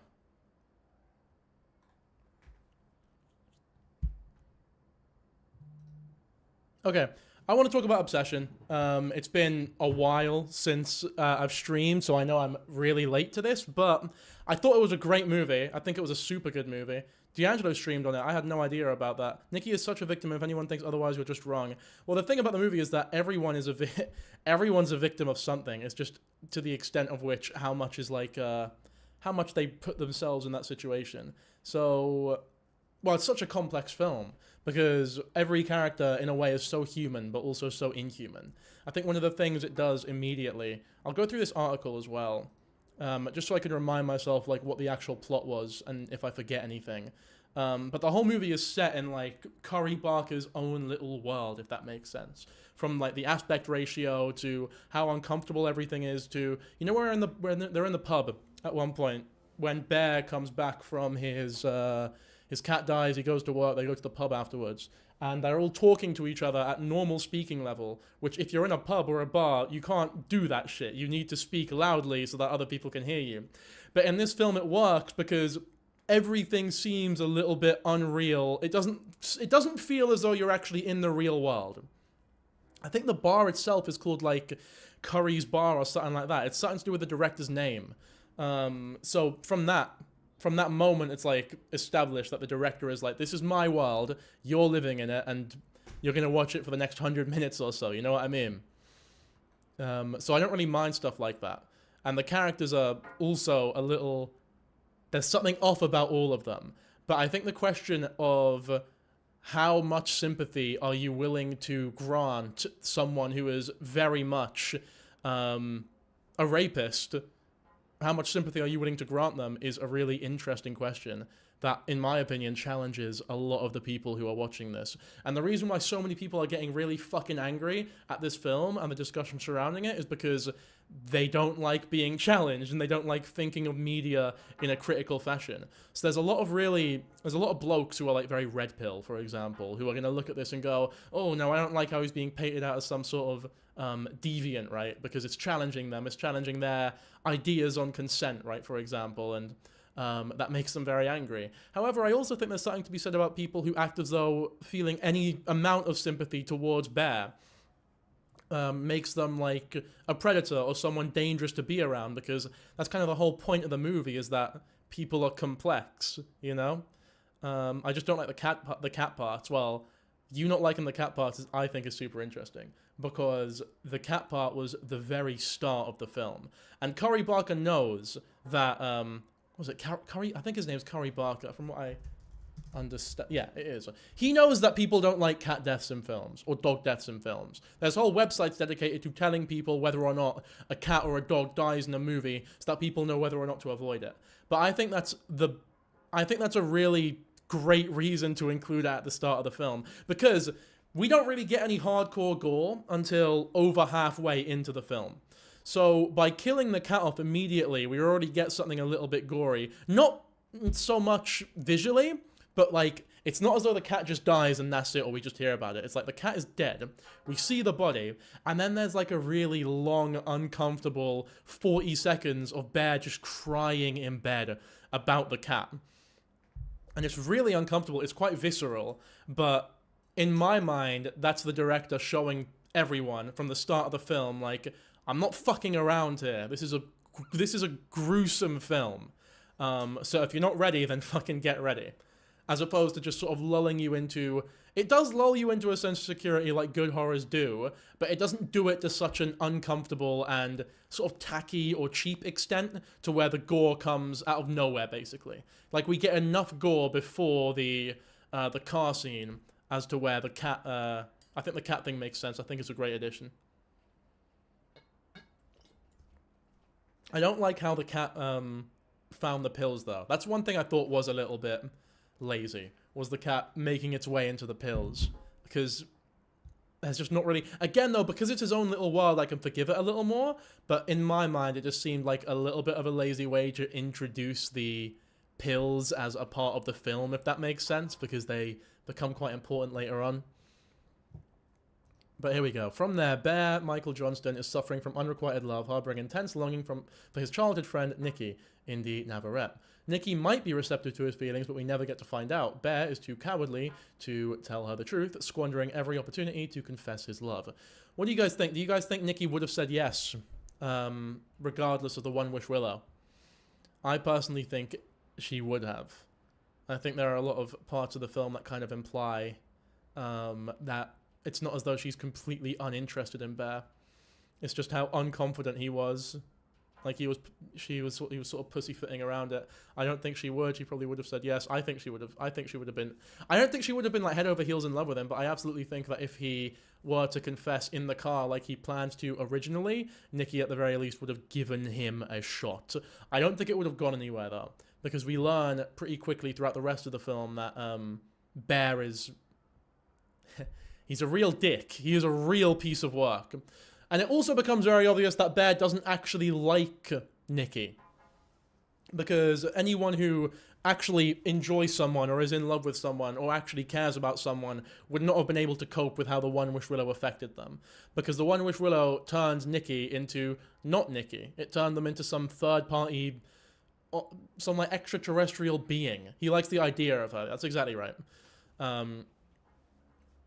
Like, if you really liked someone and you got into a relationship with them and they were acting in the manner that Nikki was in the film, that's not the person that you liked, you know? Like, if you still like them after that, all it really reveals is that you never actually fucking liked them. One thing I also don't like as well is people who are on Nikki's side, which is true.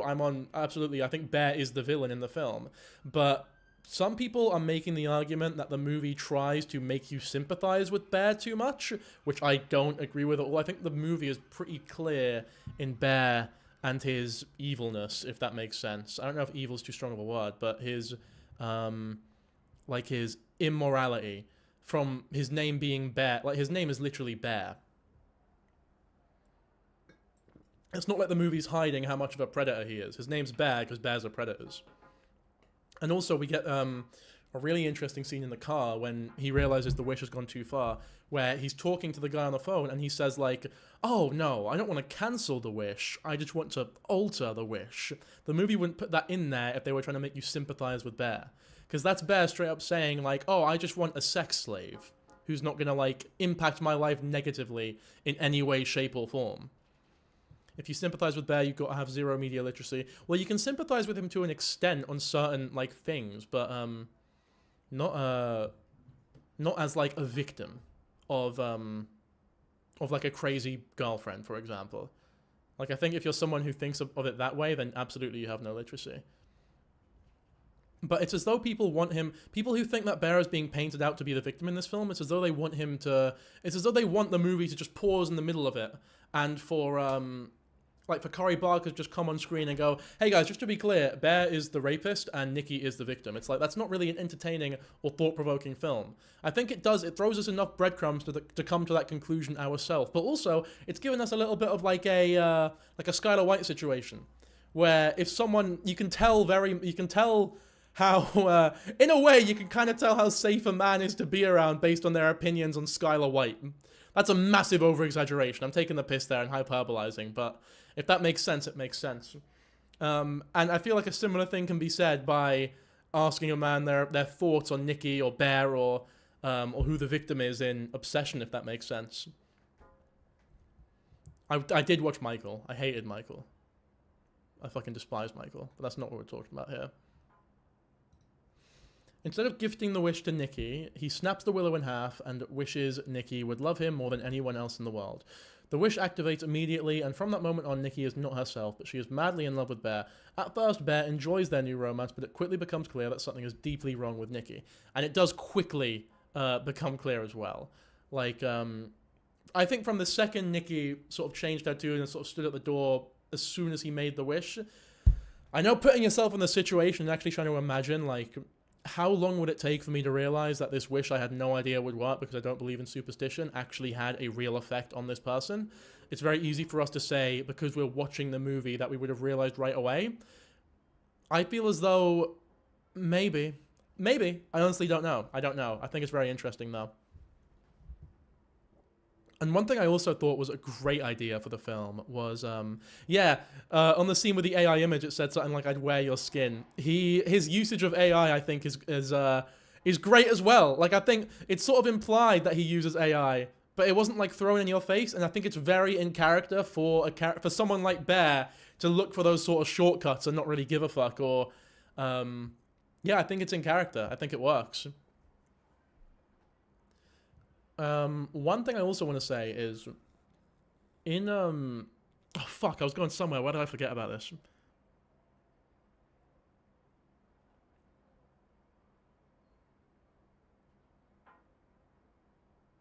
Yeah, okay, thank you for the snap out of it thing. Oh shit, I did something. The first time she snaps out of it when they're making out and be like, oh, I did something. No, the first time she snaps out of it is a second after the wish is prevented, because she goes to the car, she starts talking about whatever the fuck, like, oh, I regret this or whatever.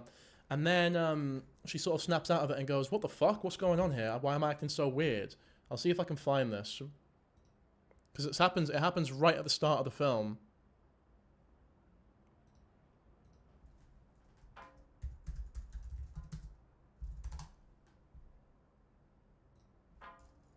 If I can find a reel for it somewhere.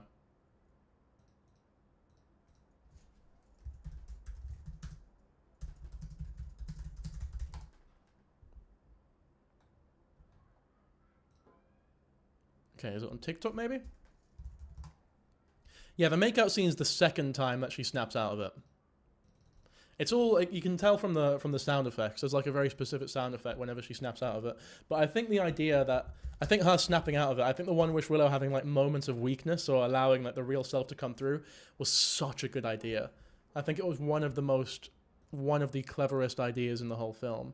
Because it's fucking terrifying. It's a terrifying thought. The movie isn't so much scary visually, but like, and it doesn't really have any jump scares either, which I love. But it's scary in the way that good horror is meant to be scary, which is like psychologically and idea-wise, because it makes you think like, okay, is she fully conscious during the one with like is everything she is being made to do by the One Wish Willow? Jesus, thank you so much for the $50, Serpent. That's so kind of you. Is everything that she is being made to do via the One Wish Willow something that she is conscious of? Like, can she see it all happening? Can she still feel everything, but is just not in control of her body?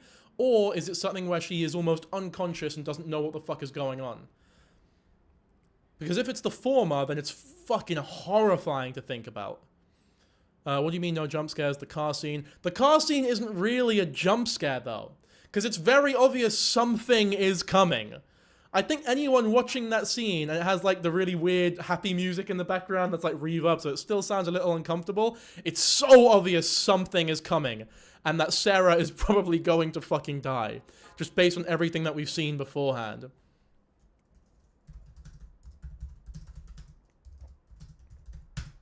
But even that, if I guess maybe you can classify it as a jump scare. But one thing I've heard this film does is, like, when there is a jump scare, the sound, the non-diegetic sound, only comes after the actual, like, the scary part. So Nikki will snap out of it, go, what the fuck? And then we'll get a sound that isn't in-world. Which is way different from just using, like a diegetic, no. Yeah, it's way different from using, like, a diegetic piece of, or a non-diegetic piece of music in order to scare someone. More than anyone. See if I can find this. I don't know if I can. But even in that scene, like, you can see how the One Wish Willow affects them, because they don't talk like a normal human being, and they're sort of, it's dubbed over. Like, when you watch that scene, it's dubbed. She's saying words and she's moving her lips, but nothing's coming out. And then when her mouth is totally closed, there's dialogue coming out of her. So it's very much like edited in a way to display that something's fucked up, and it's not her being her. What else have we got here? Her behavior goes so erratic that her co-workers notice that something is up, chalking it up to some kind of personal trauma, to the point where it appears that Bear is taking advantage of Nikki. One thing I also love, I haven't watched it again, I need to watch it again. I would love to watch this film for a second time, but I've not found anyone to go with, and I'm not a fan of going to cinema on my own. One sec. But there are moments where Bear and Ian are talking about Nikki beforehand, and Bear is like, oh, can I invite Nikki to this party? And Ian sort of goes, he's got something on the tip of his tongue, but he doesn't want to say it. And then when you learn that, like, Ian's sort of been hooking up with her for 2 years or whatever, it makes me wonder, like, how much other shit can you get when you rewatch the film and go, oh, now I know why they reacted this way.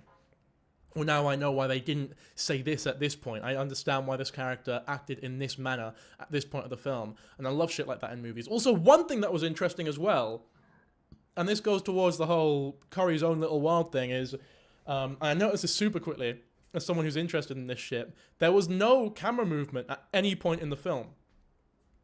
The camera would move, but not in a handheld way. So it's not as though someone was holding the camera with their hand. It was like on a dummy or a dolly or something. But most shots were just static. So most of the time, the camera was completely just on a tripod somewhere, static, showing what was going on. And I think that is, for low-budget filmmaking, especially, it gives you so much more control over the lighting that I'm surprised more people haven't done it. Because the lighting in this film is like, that was my favorite part. The way that it uses shadow was insane. I've not seen a movie do that in ages. Because movies now, especially the more mainstream ones, are so flat, color-wise and stuff, and lighting-wise. There's not really any cinematic shit that you get, like, when you watch older films, as pretentious as that sounds. But this is an ode to movie heads, and I think it's fucking great. Bear quickly comes to regret his wish and learns that he can't undo the spell he's put on Nikki, at least not without killing himself. Cooks her boyfriend's dead cat and serves it as a packed lunch. I didn't get that. I didn't understand the cooking the cat thing. I don't understand that. That's one thing that I still don't get. Have you seen Iron Lung? Yeah, Iron Lung sucked. Sorry. That's one thing I don't get. maybe it's just a way of showing that, like, the One Wish Willow makes you completely socially inept and unaware of what typical humans act like, if that makes sense. But I thought it was a little bit shock value-y. There are some issues I have with this film, mainly the ending. I thought the ending was good, but there's one bit in the ending where I'm like, come on, dude. Was that really necessary? But I'll get to that when I get to it. Intriguingly, there is very little lore and obsession. The mystery behind the One Wish Willow is never really explained, although there are clues. That's a good thing, by the way.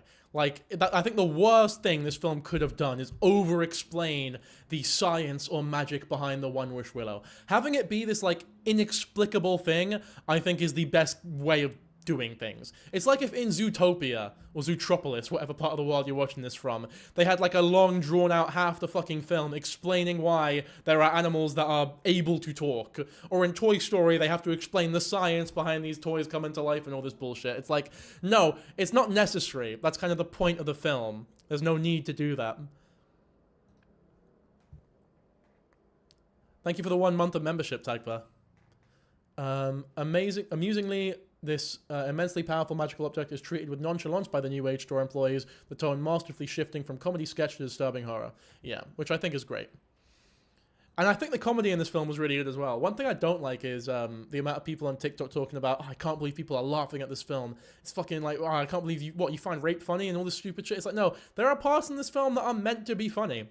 And I think I think they're really good. I think the comedy in this film worked amazingly.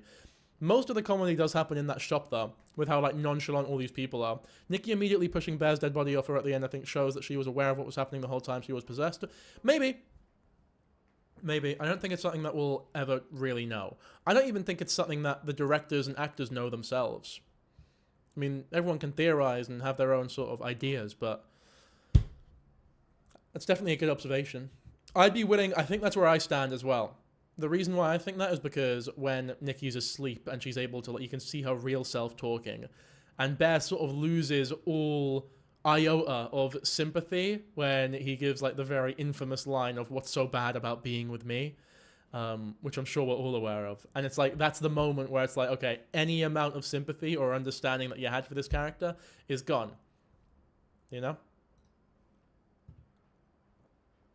How does the One Wish Willow work? We know about all this shit. It's unclear if Nikki's body is outright possessed by a demon or if her brain has been overruled by poisonous love, but some kind of invisible entity is pursuing her, and she seems to have trouble mimicking normal human behavior.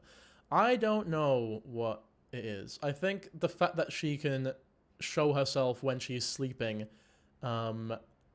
should be like the center point for a lot of these theories, though, for sure.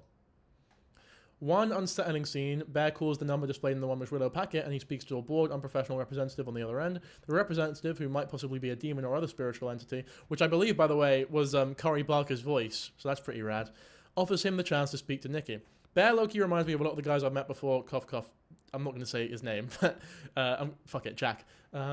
Jack, if you're watching this video, fuck you, I guess. It was Ian's voice. No, I think it was Cory Barker's. One thing I want to say, though, is, like, I think that's kind of the point.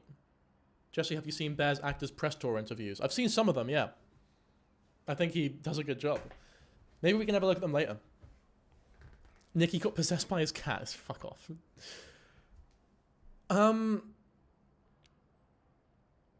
Fuck, what was I going to say? I forgot. I'll move past it. This scene, combined with another disturbing scene featuring Nikki talking in her sleep, suggests that she is possessed, or that her soul is trapped in purgatory outside of her body. Or perhaps a new obsessive Nikki was created by the wish. Begging Bear to kill her in that moment, Bear exposes his selfishness. He responds by asking Nikki if it's really so unbearable to be with him. Yeah, and that selfishness is usually... Selfish, in my mind, selfishness is the #1 trait that indicates that you don't actually love someone. Because when you do love someone, the last thing you are is selfish, in my opinion. Clearly, Nikki's true self is trapped in a nightmare, and Bear seems more concerned with the fact that she doesn't really love him. Did Nikki ever have feelings for Bear? Nikki says that when she has a crush on someone, she keeps it quiet. Yeah, for the record, I think this is, like, very much why I kind of think she would have said yes. Because you don't usually say things like this to someone that you are not interested in at least a little bit. There is ambiguity, and I think it's very intentional, but I would imagine, like, imagine, like, you with a friend, who is of the gender you are attracted to, and you are of the gender that they are attracted to, I guess. And they start talking about, oh, just so you know, if I liked someone, they would never know. I'm really good at hiding it. It's like, that's not really something you just say to someone that you wouldn't be interested in at all, if that makes sense. And then when the way that she sort of forces the answer out of him and he still pussies out, I think she would have said yes. And that's kind of the most, that's like almost the saddest part of it all. Twist ending. It wasn't really a twist ending, though. One thing I didn't like is at the end, when Nikki uses the One Wish Willow to get Bear to be obsessed with her in a similar fashion to how Bear was obsessed with him. It's very obvious what happens to anyone paying attention to the film. Like, the second Bear switches, the second Bear stops trying to vomit the pills out and goes over to Nikki, it becomes super obvious that, oh, the One Wish Willow was used. Thank you very much for the $10 put in, by the way. Of course you can draw me. I welcome all that shit. But then the camera pans over to the One Wish Willow that was broken by Nikki. And I thought that was shit. I didn't like that at all. Because it's almost as though they're telling us, like, oh, we need to feed you this information because you're too dumb to realize that it was actually used there. It's like, no, I know that the One Wish Willow was used there. You showing me the One Wish Willow broken is sort of an insult to my intelligence, if that makes sense. Spoon feed, exactly. That's kind of right. That's exactly right. And I thought it was so strange for a movie that was so, it was so subtle, and it was so understanding and so respectful of the audience's intelligence, if that makes sense, that doing that kind of pulled me out of it a bit. It made me laugh a little bit. I was like, fuck, why'd you do that, dude? There was just no need for that at all. It's like if in Star Wars, Luke Skywalker looked at the stars, looked at the sun at the beginning of New Hope and went, wow, I'm so unhappy with my life here, and I feel like I'm destined for great things. It's like, well, that's kind of, we know that's what you're thinking based on how you're looking at the sun and the music and all that shit. When you say it, it just becomes like, who do you think I am? Do you think I'm stupid? There's other moments like that as well. Like when Sarah dies and Nikki's like all over bed talking about, no, you wanted this, didn't you? You wanted this. I'm so glad you wanted this, but you wanted this. And I'm like, the fact that he wanted this that's like a core tenet of the paradigm here. That's like something that we should be thinking about. I don't need you to spoon feed me with the information that this is all only happening because technically it's what he wanted. It's like, we knew that. You didn't need to say it. But regardless, I really do like the movie. I think the movie was fucking great. I'd definitely give it like an 8 or a 9 out of 10. I thought it was unreal. Although again, I'd be interested to see what I think about it upon rewatch. I think I'll like it more.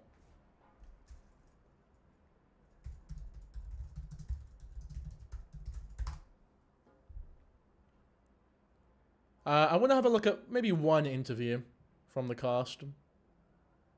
See if there's anything interesting here.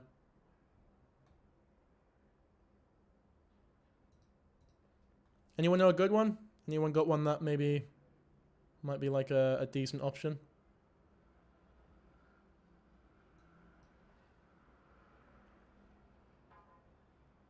I was okay with that one because I think Bear needed to hear that it was his fault. That this is what he wanted, but I agree with the Willow at the end. That was like a, well, duh. Yeah, the car one isn't as, it's not as offensive to me as the Willow one, but I do think it was a little bit tacked on still. But it was really... Although again, it's difficult to even criticize things for being spoon-feedy because most audiences are fucking, they're so dumb, dude. They're like ridiculously, annoyingly dumb. Okay, this one's just Curry Barker. I'd like one for the whole cast. Maybe. People ask me... I'll see if there's anything interesting here. All the time, are you the good guy or the bad guy? And I'm like, I don't know. What's up, everyone? Welcome back to the Collider Interviews YouTube channel. I am so thrilled to be sitting with the cast of Obsession. Congratulations. Thank you. Thank you. That congratulations has been sitting in my heart since I saw this movie at Fantastic Fest in September. Just something else, something else. So clearly I know and love your movie, but I'm curious when you realized that you made something special, whether it was when you first read the script, in production, maybe when the movie was finished. Can you each tell me the first moment you knew to your core we made a next level special horror movie? You know what? No, we're not going to watch this. I'm not getting the vibe that this is good for stream. But if you do watch the press releases, I do think there's a lot of really interesting shit in there. I think listening to characters or listening to the actors of the characters talk about their characters is great. Because they know those people better than anyone watching. Like when you have to actually sort of live as the character you're playing, you know them. It's like they're your friend almost. So hearing them talk about it is great. Like hearing Johnston talk about Bear, I think is really interesting. And I think that hearing Navarrete talk about Nikki and like where Nikki might go from here, or if she can handle all the horrible shit that's happened, I think that's similarly fucking really interesting. But overall, I think it was a great film. I'm not sure if I'll do these sort of movie discussions often on this channel. Maybe it depends on how it's received on Shepherd Boy. But yeah, I mean, I'd like to. I do love film, and I'd like to make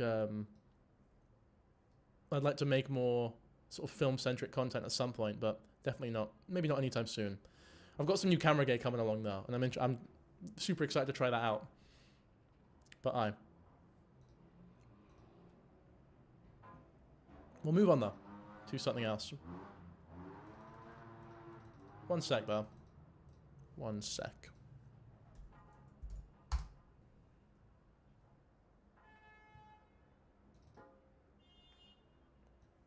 We did lose a lot of viewers during that segment.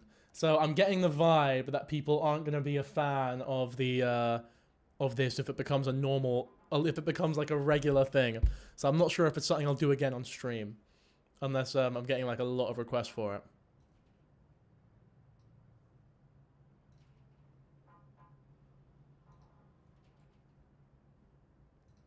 Okay, I'll be right back.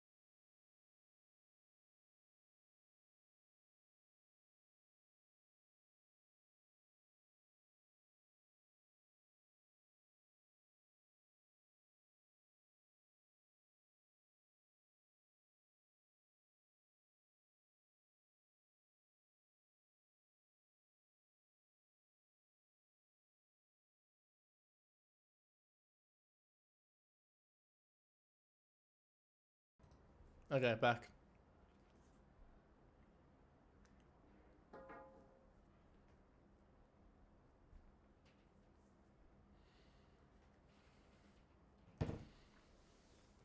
I mean, if you've not seen Obsession yet, that's kind of on you. It's been out for like a month. And I feel like now is a decent time to talk spoiler talk.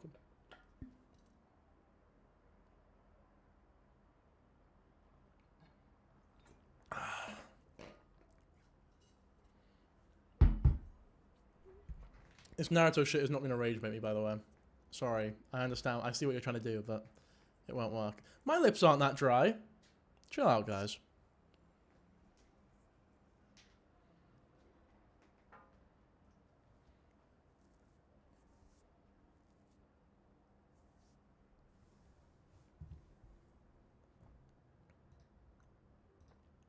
Okay, what we got next?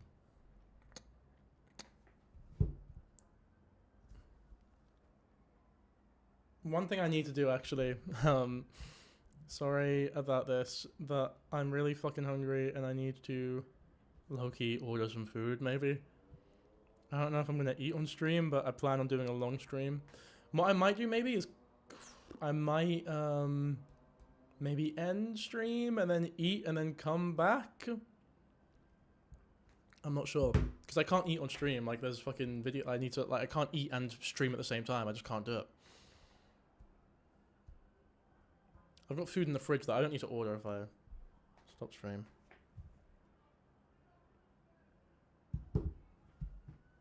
Well, what have I got to cover next? Because I can do that before maybe.